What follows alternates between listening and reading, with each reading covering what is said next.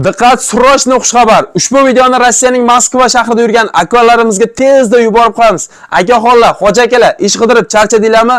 Videoni oxirigacha ko'ringlar va albatta videoga bitta like bosib, videoni musofirda Moskvada yurgan do'stlarimizga tezda yuborib qo'yamiz. Tushunganingdek bizda ish bor, oyliga chista 1000, 1200, 1300 dollarda. Ya'niki bez объем ish bor, грузчик hamda upakovщик vakansiyasi. Moskvada metro Azyorniya, Ryabinova 45 ta. Ya'ni metro Azyorniya 4-vaqtdan chiqasiz, 610 avtobus bor edi, adashmasam, 4 avtonovkada yurib borsangiz, Ryabinova 45 yo'li bo'yidagi kattakon skavat.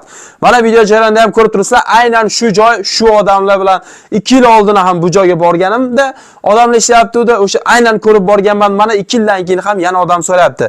Bu degani ishonchli kompaniya, shaxsan o'zim borib ko'rganman. Pullariga aldamaydi. Har 15-chi, har 25-chisoda oylik расчет, ya'ni har 15 kunda oylik beradi. Yotoq joyi registratsiya mutlaqo kompaniya hisobidan bepul.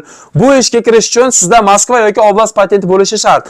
Boshqa dokument o'tmaydi, bez dokument umuman olmaydi. O'zbekiston, Tojikiston, Qirg'izistonda telefon qilib o'tirmaylar ekan. Iltimos qivordi. Ya'niki Zuhriddin iltimos, bizni to'g'ri tushunsin, faqat dokument borlar telefon qilsin dedi.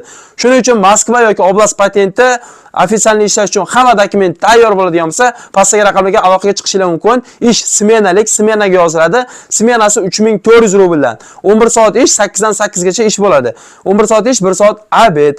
Mana shunaqa ish uslovlari. Kimga agar mana shu ishimiz yoqqan bo'ladigan bo'lsa, ma'qul kelgan bo'lsa, pastdagi raqamlarga hoziroq aloqaga chiqib, o'z joyingizni band qiling. Bu ish faqat 18 yoshdan 45 yoshgacha bo'lgan xo'ja akalarimizga, ya'niki faqat erkaklarga. Inshaalloh ayollarga ham tez orada biz chiqarishda davom etamiz. Kanalimizga obuna bo'lib, bizni kuzatib tursanglar, inshaalloh Xudo xolasa tez orada yangi bundan da zo'r ishlarni O'zbekistondan ham, Rossiyadan ham chiqarishda davom etamiz. Sog' bo'linglar, videoga like bosishni unutmanglar.